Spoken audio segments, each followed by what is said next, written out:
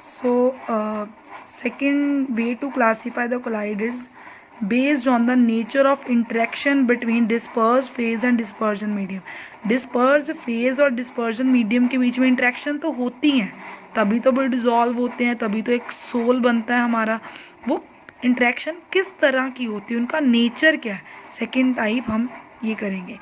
So these are the interactions जो होती हैं कोलाइडल सोल्स के अंदर, वो दो कैटेगरीज में हम डिवाइड करते हैं, lyophilic and lyophobic colloids. Lyophilic, philic name means loving, lyo means liquid. जो चीज़ लिक्विड को लव करती है, liquid loving colloids, they are called lyophilic colloids. कोई सब्सटेंसेस, जैसे सब्सटेंसेस हो गए जैसे आपके गम, जेलेटिन, स्टार्च, जब इनको हम किसी सूटेबल लिक्विड के साथ, वो लिक्विड हमारा कैसे एक्ट कर रहा है, एज अ डिस्पर्जन मीडियम. जब हम इन सब्सटेंसेस को मिक्स करते हैं किसी, ये नहीं कि किसी मर्जी लिक्विड, कोई सूटेबल कि उसके अंदर वो डिज़ोल्व होनी चाहिए और वो लिक्विड एक्ट करेगा एज अ डिस्पर्जन मीडियम. जब हम कोई भी सब्सटेंसेस को किसी सूटेबल लिक्विड के साथ मिक्स करते हैं तो वो कोलाइडल सोल्स बना देते हैं directly. Means they lyophilic sols they prepared easily by direct mixing. Direct mixing जब हम करते हैं विद द लिक्विड तो दे कैन बी प्रिपेयर्ड. ठीक है. सो जो हमें सोल मिलती है उसको हम बोलते हैं lyophilic sol. But in case of lyophobic colloids, lyophobic, phobic means phobia इनको किससे, लिक्विड से. मीन्स ये लिक्विड हीटिंग है. ठीक है. ये सब्सटेंसेस होते हैं जैसे मेटल्स हो गए, मेटल के सल्फाइड्स हो गए. ठीक है. मेटल्स हो गए, मेटल के सल्फाइड्स हो गए, मतलब इनऑर्गेनिक मटेरियल्स लाइक. ठीक है. इनको जब हम मिक्स करते हैं डिस्पर्जन मीडियम के साथ, ये कोलाइडल सोल्स नहीं बनाते, या इनकी कोलाइडल सोल बनाने के लिए हमें स्पेशल मेथड्स अप्लाई करने पड़ते हैं, तभी ये प्रिपेयर होते हैं, लायोफोबिक सोल्स बनते हैं. ठीक है. So in case of lyophilic sols, as they form colloidal sols directly जैसे मिक्स करा फटाफट डायरेक्टली बन गया, कोई स्पेशल मेथड नहीं, ईजिली बन जाते हैं ये. सो ये जो कोलाइडल सोल्स डायरेक्टली बनाते, इसीलिए हम इनको इंट्रिंसिक कोलाइड्स बोलते हैं. क्या बोलते हैं? Intrinsic colloids. But in this case, as their colloidal soles, as we already discussed, their colloidal soles have to be prepared by the special methods, by the indirect methods. So they are also called extrinsic colloids. They are also called extrinsic colloids. बच्चे इनकी एक बार lyophilic sol directly बन गई, एक बार soul बन जाती है, एक बार जब सोल बन जाती है, उस सोल को हम रीमिक्स करते हैं डिस्पर्जन मीडियम के साथ, रीमिक्स करेंगे, शेक करेंगे, मतलब हम इसको इजीली सेपरेट आउट कर सकते हैं. ठीक है. बाय इवेपोरेशन वगैरह से हम इजीली इनको सेपरेट, मतलब कोलाइडल पार्टिकल्स, गम, स्टार्च, जेलेटिन अलग हो जाएगी, जिस लिक्विड में इनको मिक्स करा वो अलग हो जाएगा. Means they are reversible in nature, they are reversible soul.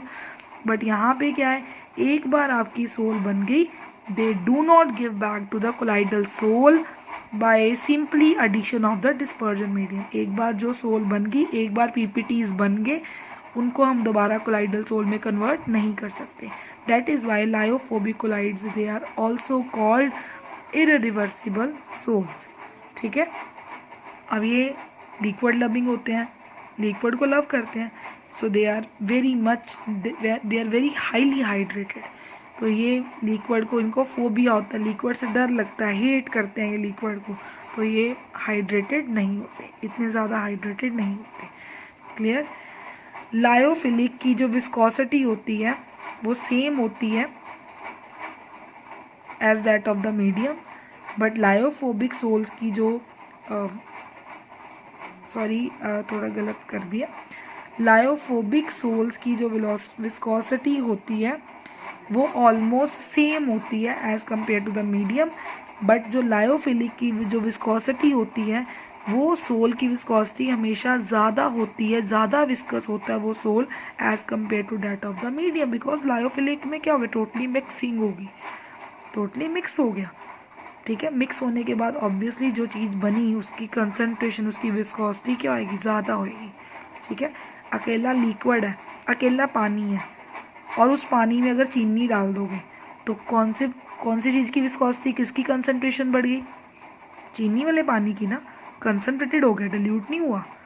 सो जब चीज़ मिक्स हो गई उसकी विस्कोसिटी बढ़ गई। तो लायोफिलिक सोल्स में इजीली मिक्सिंग के साथ जो है वो प्रिपेयर हो जाते हैं, इसीलिए उनकी विस्कोसिटी ज़्यादा होती है as compare to medium. So this is the basic difference between lyophilic and lyophobic colloids, right? So next, last way to classify the colloid is based on the type of particles of the dispersed phase. Dispersed phase के particles के type के ऊपर based है. Number one is these are of 3 types.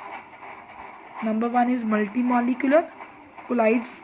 Number 2 is macromolecular colloids and number 3 is associated colloids.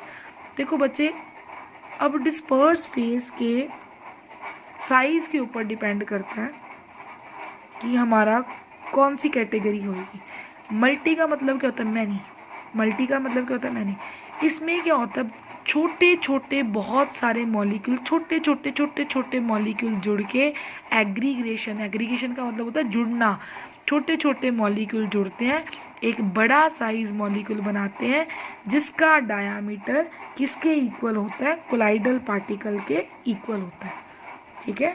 जिनका इसमें क्या होता है? डिस्पर्स फेज के छोटे छोटे बहुत लार्ज नंबर ऑफ एटम्स या स्मॉलर मॉलिक्यूल्स जो हैं वो जुड़ते हैं, जुड़ के एक ऐसी स्पीशीज़ बनाते हैं जिनका साइज़ किस रेंज में होता है? कोलाइडल रेंज में, मतलब जुड़ के एक कोलाइडल पार्टिकल ही बना देते हैं। तो that is why they are called multi molecular colloids. Colloids तो बने, बट कहाँ से बने? मल्टी मतलब लार्ज नंबर ऑफ मॉलिक्यूल्स को ज्वाइन करके। सिमिलरली मैक्रोमॉलिक्यूल में एक पार्टिकल साइज, बड़ा पार्टिकल साइज है, बड़े पार्टिकल साइज को तोड़ के हमें कोलाइडल पार्टिकल साइज की रेंज में लेके आना उसको। सो मैक्रोमॉलिक्यूल में क्या होता है? मैक्रोमॉलिक्यूल क्या होते हैं? Macro means big size molecules, macromolecule means big size molecule. कहते हैं कि जब बिग साइज मॉलिक्यूल जिनका बहुत ज़्यादा लार्ज मॉलिक्यूलर मास होता है, तो उनको जब हम मिक्स करते हैं किसी सूटेबल लिक्विड में, हमारे पास एक ऐसा पार्टिकल साइज बनता है जिसका साइज कोलाइडल रेंज में होता है। That is why they are called macromolecule colloids. And in case of associated colloids, they are formed by the aggregation of large number of ions in the concentrated solution. अब concentrated solution में तो बहुत सारे ions होते हैं, वो ions के aggregation से जो हमारा कोलाइड बनता है that is associated colloids. Multi molecular और एसोसिएटेड में क्या बेसिकली डिफरेंस है? मल्टी मॉलिक्यूलर में सिर्फ एटम्स या मॉलिक्यूल्स ही ज्वाइन करते हैं, इसमें आइंस ज्वाइन करते हैं, आइंस कंबाइन करते हैं। मल्टी मॉलिक्यूलर कोलाइड्स का मॉलिक्यूलर मास बहुत ज़्यादा हाई नहीं होता। Macro molecule they are the big size molecule as they have high molecular mass, इनका बहुत ज़्यादा हाई होता है, इनका तो जनरली हाई ही होता है एसोसिएटेड का। मल्टी मॉलिक्यूलर कोलाइड्स में जो एटम्स और मॉलिक्यूल्स हैं वो एक दूसरे के साथ कंबाइन करते हैं, जैसे छोटे छोटे मॉलिक्यूल जुड़ते जाते हैं वो कंबाइन करते हैं through a weak van der Waals forces.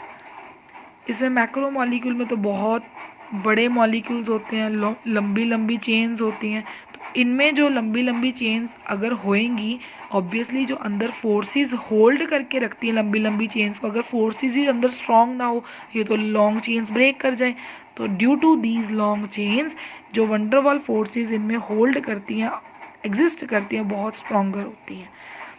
इसमें जितनी ज़्यादा सोल्यूशन आपका कंसनट्रेटेड होएगा उतनी ही वैन डर वाल्स फोर्सेस ज़्यादा होएगी। मल्टी मॉलिक्यूलर में एग्जांपल लेते हैं सोल्स, किसकी? गोल्ड की सोल, सल्फर की सोल। मैक्रो मॉलिक्यूल में पॉलीमर्स, पॉलीमर्स तो होते हैं, polymers they are also called macro molecules, जिनका बहुत ज़्यादा हाई मॉलिक्यूलर मास होता है, जो छोटे छोटे मॉलिक्यूल के जुड़ने से बनते हैं पॉलीमर्स। ठीक है, polymers like rubber, nylon, starch, proteins, ये सारे किस में आते हैं? Macro molecular colloids. Associated colloids में क्या आते हैं? Soap solution. ये आपने 10th में भी पढ़ा होगा। एसोसिएटेड कोलाइड्स को माइसल्स भी बोल देते हैं, एसोसिएटेड कोलाइड्स को जो एग्रीगेटेड पार्टिकल बनता है ना आपका, जो कंसनट्रेटेड सॉल्यूशन में आयंस इकट्ठे होके हमारा एग्रीगेटेड एसोसिएटेड कोलाइड बनाते हैं, ये जो पार्टिकल्स इकट्ठे हो जाते हैं तो ये किसकी फॉर्मेशन करते हैं, माइसेल्स की। माइसेल की फॉर्मेशन एक पर्टिकुलर टेम्परेचर पे ही होती है, so this temperature is called craft temperature, और एक पर्टिकुलर कॉन्सेंट्रेशन पे ही होती है माइसेल। हमें किसी भी, ये नहीं कि किसी भी कॉन्सेंट्रेशन पे माइसेल्स की फॉर्मेशन, मॉलिक्यूल्स एग्रीगेट होने शुरू हो जाते हैं, एक पर्टिकुलर कंसंट्रेशन के ऊपर ही मॉलिक्यूल्स एग्रीगेट होना शुरू हो जाते हैं। That concentration is called critical micelle concentration. This is called CMC. This is called CMC, critical micelle concentration, which is defined as the particular concentration above which the formation of micelle take place. So thank you.